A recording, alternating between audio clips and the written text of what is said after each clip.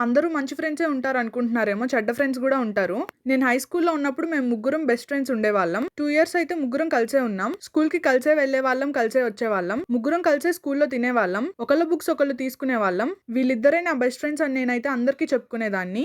కానీ ఒక 1 ఇయర్ తర్వాత వాళ్ళ బిహేవియర్‌లో చాలా చేంజ్ వచ్చింది. వాళ్ళిద్దరూ ఒకటైపోయి నన్ను దూరం పెట్టేశారు. చాలా సెల్ఫిష్‌గా మారిపోయారు. నేను తినడానికొచ్చినా గూడా అక్కడి నుంచి లేచి వెళ్ళిపోయేవాళ్ళు.